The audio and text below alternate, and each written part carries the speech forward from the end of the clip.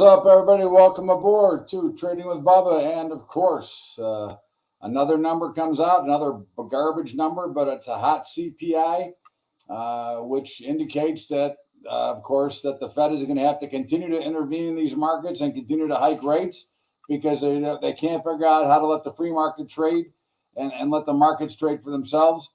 One thing we do know for sure, asset classes will price themselves through true price discovery, which is where buyers and sellers meet. But what are we going to do? We're going to argue with idiots like that. There's nothing you can do about it. In the meantime, as we take a look at markets and the reaction to what has happened, S&P is kind of trying to break out of some resistance here.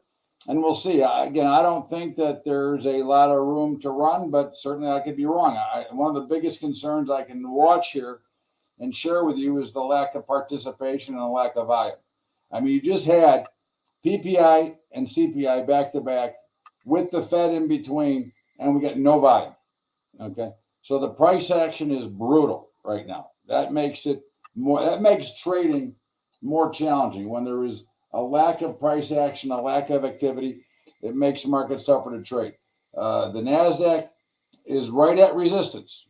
Okay, again, another market that is churning around today, and if you look at it on a short-term chart today, here, just bouncing around back and forth, right? Here is the NASDAQ. Kind of peaks at about, 15,460, and it comes down to, it's like about a 100-point range. And over the last hour, it's been about an 80-point range. But it looks like it's trying to break now. The end of the day is I'd be looking to get short anything that was showing some weakness here. And I think if you look at the Russell, that is really showing weakness. Now, again, I wouldn't be a straight seller here as it's going down. I'd like to see a little bit of a rally to sell into. I think this is where many traders get concerned or get confused with what is double tops and double bottoms. Double tops work best if the trend is down and you're selling resistance. Double bottoms work best if the trend is up and you're buying support.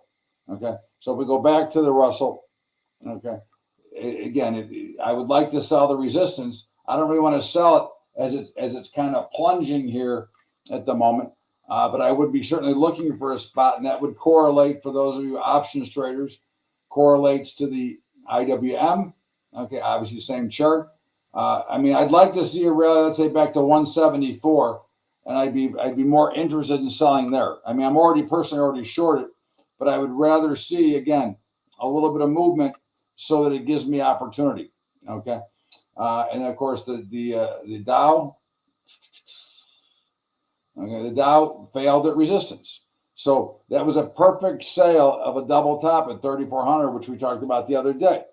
Again, look, is it easy? Is it perfect? No, it's not easy. It's not perfect. You have to when trading, you have to have the maximum amount of discipline. Okay, you have to put yourself in always a position of what if. Okay, we talk about what if this happens. So if I get into a position or a trade, how am I going to get out? Right? It's easy to get in. You ever heard of the Roach Motel? They're easy to get in, but hard to get out. Right? You don't want to be in that position. You need to be in a position. It's better that you miss a trade than to be in a trade that you don't want to be in, right? So it's the old saying, it's better to wish you were in a trade than to wish you were not. And I think we look at these markets, again, the lack of volume is a concern because that mutes and stymies the price action, okay? Traders that are active are banking on price action. That is how we make our money, okay? I was trading live this morning with my members, and all at once, you can see the bar. There it is. Okay. All at once, it came out about 8 potential trades. Or maybe it was up here. Okay. Thank you. But the bottom line is that the markets did not finish and they did not create any real action versus crude oil, which just happened a while ago. And I just sent this to everybody. I said, this is what we want to see. When you're playing that pattern, okay, you want to see that V shape, either right side up or upside down, because either way is right, okay? But we have not seen much of this because the volume has been lacking in the general markets very, very dramatically here. Okay. And this is not a good sign.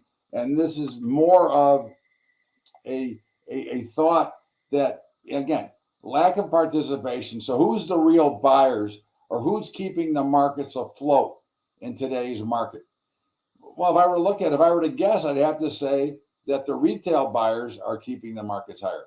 The volume in the markets does not appear to be that of a commercial side. So I think that the retail buyers are keeping up. And to me, what that's really saying is if we look at the overall economy, around everything. Now, they can tell me inflation is 3.7 or 4%. I know that's a crock, okay? Because the costs are inflation. True inflation is probably close to 20%, okay? So we look at that. So they give us a number here. You have a Fed that keeps saying that they want to get back to their 2% target rate. Well, they're never going to get to 2% because we're nowhere near 4% today. So how high are they going to have to hike rates to get them there? Okay. So if we look at the interest rate markets, okay, and here's the key interest rate market is the 10-year notes. Okay, this is what everything's benchmarked off of. And it had you remember we talked the other day, expect to rally and sell it somewhere around 108, 109. Well, there's the rally. Okay, because again, you're going to get bounces in markets, or you're going to get sell-offs in markets, even if they're going to continue going in that direction. Okay, this market looks like it's going lower, which means interest rates are going higher. But even if that's all correct, there's still going to be bounces. There still is what they call always some mean reversion. But even the 10 years are showing a lack of true volume and a lack of true participation. But interest rates are the key bellwether that, for housing and for cars, for everything you buy, it gets based on the 10-year notes. So the Fed is going to have to push these up to probably 6 or 7%. Right now, they're at almost 5%. Okay. Well, another full point takes these notes down, way down below that line there. Okay. And I think, again, that's not good for the economy either, because we're going to be spending more money. Your inflation is going to rise because for example, at the production end, their costs are going higher. So the whole thing is a mess. So when I go back to looking at who's doing the buying here, to me, this is the retail buyer that's watched this market, and every time it dips down, they step in and buy it, and it goes up, and they do good. But of course, each time recently, the high has been lower. So we're starting to see a sequence or a series of lower highs, which means that the markets are probably, getting ready to have a much bigger sell-off. I traded on the floor 87, 01, 08, and of course, there's no floor anymore, but I still trade. But, we always forget about the warning signs that continue to show up here. So high inflation is a warning sign. High interest rates are a warning sign, not because high interest rates are bad, but because too many got spoiled with the low interest rate, from the trying to flip houses to all the things that they did now. And of course, the debt now and the debt clock for each individual who's maxed out on their credit cards, paying usury rates at over 20%. You'll never pay that money back. And that's the bigger issue that I think takes a lot of focus to try to interpret in these markets. And so when you go back and look at the different markets, and you can see clearly that volume is light. Look at a stock. We'll look at Apple. Okay. How's Apple's volume been? I haven't paid much attention, but again, very light. Okay. Pretty popularly traded vehicle, pretty light. Amazon, pretty light. Okay. Google, pretty light. So now you take all this lack of activity, lack of trade, lack of other things that are going on, and then what do you have? Well, now we got earnings season started. So tomorrow morning is JP Morgan. Okay. Now, what are they going to be? I don't know what the report's going to be. We know that the earnings stuff is a bunch of garbage. Okay. Because at the end of the day, the earnings, there's the way that they report them, okay, has become, rather ridiculous because basically most companies try to under promise and then over deliver later. And I think, again, it's more of a game because what they're trying to do is create new buyers to come into their stock. But the earnings, I don't think are going to be very good. Okay. How can they be very good? And you've got a record number of banks lining up at the emergency lending rate, the lending window, borrowing from the Federal Reserve. And of course, who's going to get the benefit to pay for all that stuff when it comes due and when things go bad? Okay. That's an issue that we have to be concerned with. Okay. You have to be concerned with everything. And so I go back to, there's a lot of warning signs out there. Now, warning signs don't mean that the markets are going down tomorrow. They don't mean that it's over right now. It just means that there are warnings that you should be thinking about. Okay. Again, the news and the warnings should never dictate what your next trade is going to be, because you really don't know how the market's going to react to it. And if you're not sure what I'm talking about, ask Martha Stewart. You all heard the story. Martha Stewart got inside information that did not work, and she went to jail for it.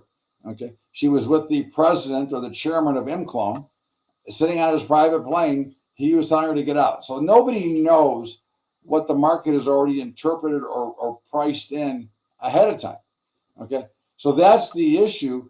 So the information really comes back to you in whatever you're trading through the chart. Okay. I mean, if I look at Alphabet, it looks pretty good. If I'm looking at this, I want to be a buyer. I don't know where I'm going to buy it at right now, but probably just quick view, I'd probably could buy it at about 136, 137. Okay. If I'm looking at IWM, I want to be a seller. I told you I want to be a seller about 174. Microsoft, kind of flat. I don't know what I'm going to do in Microsoft. It looks like it's going to change. It looks like it wants to churn in consolidation. So as you look at and you say that this is a retail rally, which I believe that to be the case, okay, then what are the big commercials waiting for? Well, I think the big commercials are waiting for an opportunity for the retail traders to continue to push higher so that they can come and bury them later and really put on the heavy selling, because you know the panic that will be created, okay, when that happens. And I think that we tend to forget the panic and things that get created in markets, okay, when they start selling off. Remember, everybody's happy and calm when the markets are going higher or staying flat. The minute there becomes some real pressure, you start to see the panic set in.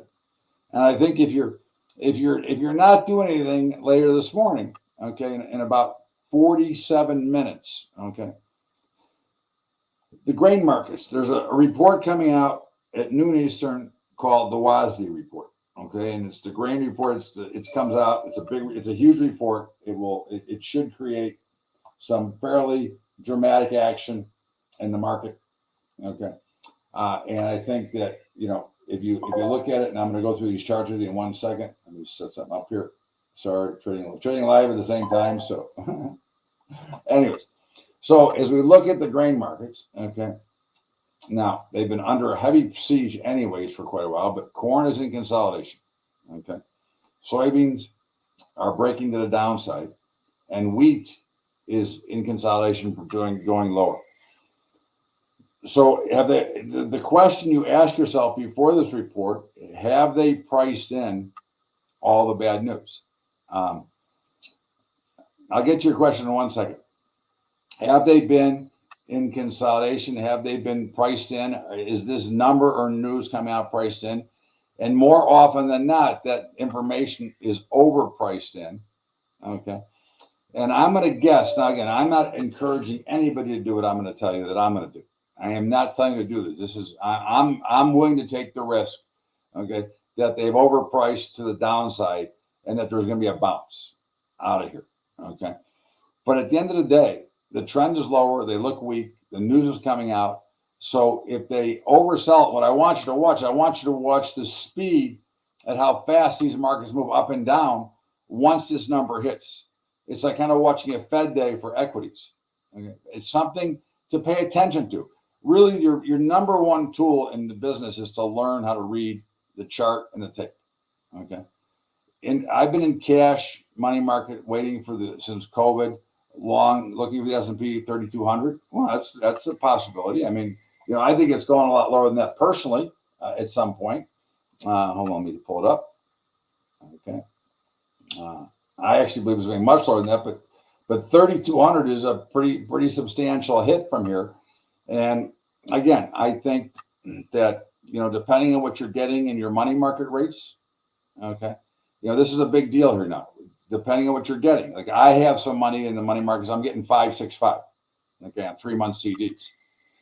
If you're getting, if you have it with JP Morgan in a money market or there, you're not getting enough, okay? You need to be in the equity market, okay? Even to suffer through the equity market, because one of the things you got to remember about equities, okay, is year over year, they go up 8.5%, okay?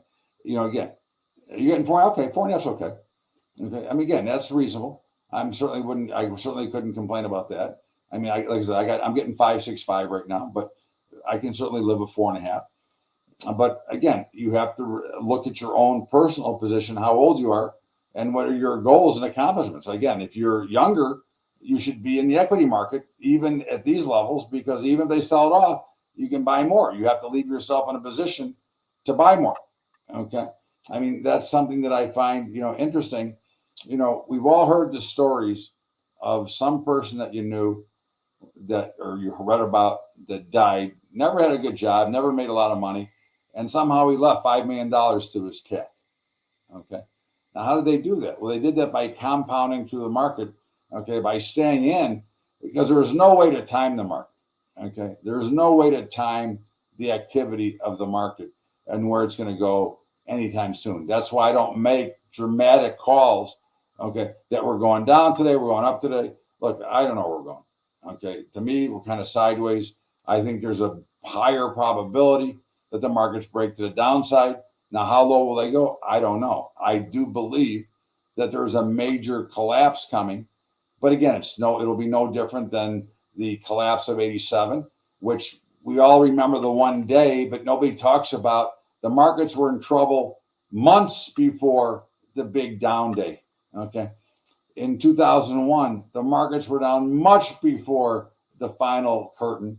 And the same thing for 2008. Everybody talks about '08, but the markets actually bottomed in October. All the numbers didn't coincide with the bottom. Most stocks started bottoming in November of '08, I mean. Okay. Now we went sideways, but you watch the volatility. The volatility shrunk out of the market, which was indicating that there was more likely a bottom coming or near and in place. But you have to look, if you're an investor, you have to look at what the long-term perspective brings you. Okay. And the bottom line is that for this, in the history of the stock market, it has returned 8.5% year over year since its inception. And if you go back to 1950, it has returned 10% year over year. Okay. And I'm not talking about buying some piece of crap stock that's some fly-by-night gambling stock. I'm talking about if you're buying the solid companies, let's say Microsoft today, Apple, back in the day, AT&T, the solid companies that in your mind are going to be in business for the next 20 years, then those are the companies you should be buying. But again, a lot of these things come back to who are you? How old are you? What are your objectives? What's your earning power? But the greatest return in history of anything has always been the United States equity market. Okay. Out of again, there's been some big booms in real estate. There's some big money in precious metals. But at the end of the day, if you put equal amounts of money in all, 100 years ago, the equities have outperformed everything. Okay.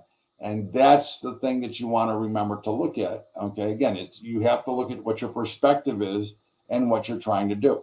So again, I have no issue with the 4.5%. It's certainly a good return, and certainly you have a plan. I can tell because you're waiting for a number to come back in, which I certainly think is realistic. Because I would not be surprised to see 3,200 show up someday. I mean, actually, the truth of the matter is, I'm looking for less than that. But where do we have to go to? How long back was 3,200? Well, there it is. There's COVID, right? Okay, we went into the 20s. All right. I mean, I think that low is going to get taken out before this next big move is over. Okay. But again, I can't tell you when that's going to happen. I have no idea. I'd like to tell you when it's going to happen, but I'm not a fortune teller. I can't see the future. I can only see the current price action in which we're trading right now.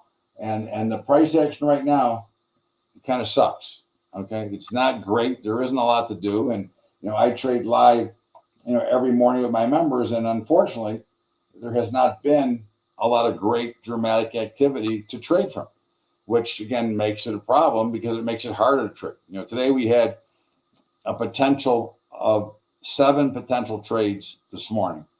Okay, now of course I tell everybody don't take all 7 because you got to understand the risk behind all that. But we had one loser, which was gold. But if you took gold, you could not have made money. Okay, and again, it's the lack of true activity in these markets right now is concerning, and more supports your case for being out and my case for thinking we're going lower. But I will make it clear that I have not sold ever anything from my long-term holdings. Okay.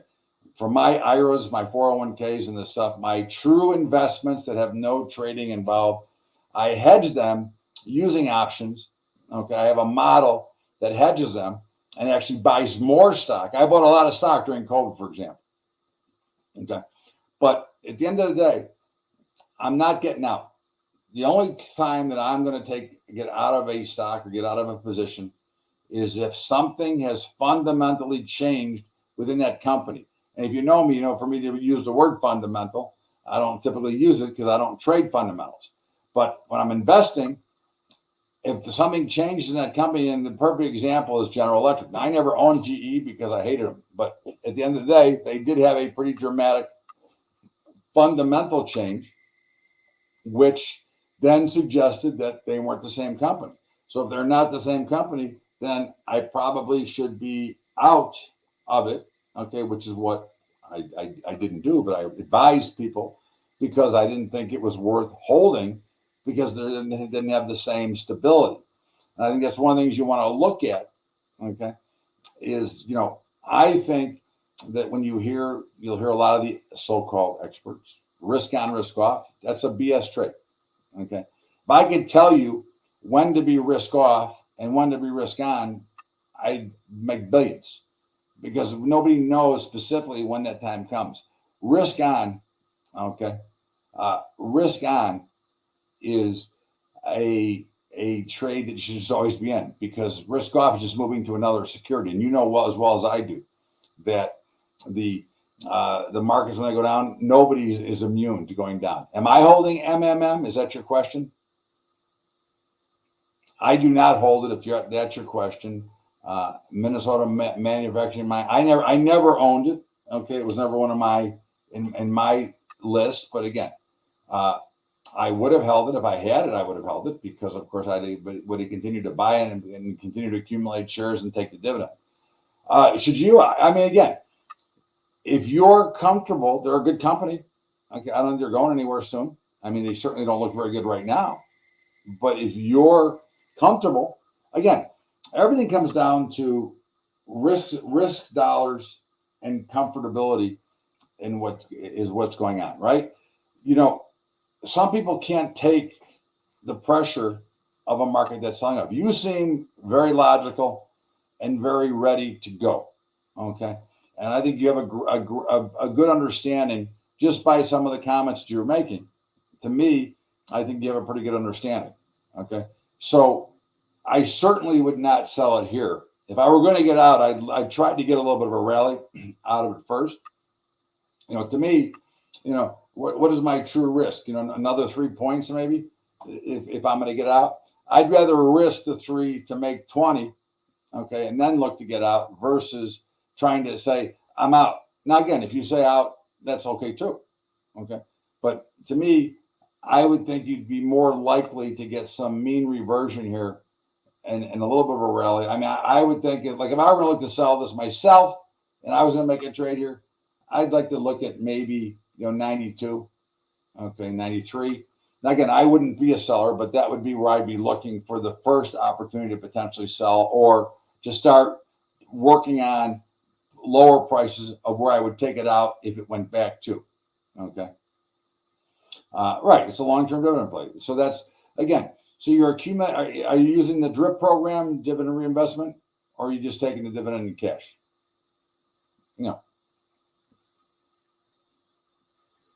Because when if you use the DRIP program, just for everybody else out there, it's just buying more stock. It's buying high, it's buying low, it's buying fractions of shares, and whatever it is, it just keeps accumulating. And again, that's how you build true wealth. Okay. You build true wealth by compounding in the stock market, which means you're buying high, you're buying low, you're allocating X amount of funds, let's say monthly. Okay. I taught my kids to put away, a couple $100 every month, no matter what. And they buy every month, whatever. And again, just it adds up to be a lot of money over time. Okay. And it's if you're dealing with money that you're not going to need tomorrow, okay, if you're not leveraging yourself to put yourself in these positions, I think you're putting yourself in a much more favorable position. Okay. And I think it's important that you understand the risk that you're taking, the capital that if you're borrowing money to invest, you're making a mistake, because that will force you to trigger out early. It will force you to make a bad decision because of that and because of those facts. Okay. The bottom line is, the simple game is you have to be emotionally balanced to stay in the market and go through the highs and the lows of things that happen, because we all know that the unexpected happens all the time. And, it's the panic that sets in that really triggers these much bigger sell-offs. And as on a closing note, the high frequency traders are not the ones who trigger or create the market action. It is the individuals at home with their own computers that trigger all the bad action in the market. High frequency traders all they are is people that replace me in my job, are electronic market makers. Okay. They're trying to make fractions of cents on billions of shares. So when you hear the idiot broadcasters on TV saying, oh, it's those high frequency algorithms, no. When you see a big move that goes well above or well below expectations, that is 99% of the time, that is the individual at home, where 1,000 or 10,000 or 100,000 people all at one time are hitting their computer, buying and buying and buying, or selling and selling and selling. It has nothing to do with the high frequency. The high frequency would prefer the markets to just turn back and forth and just take their little cut off the top. In the meantime, just be careful today, tomorrow. Look, there's no action. There's no reason to get too overly excited in here. I wouldn't get too active or too aggressive as a market, because at the end of the day, it's an extremely challenging, tight market to trade.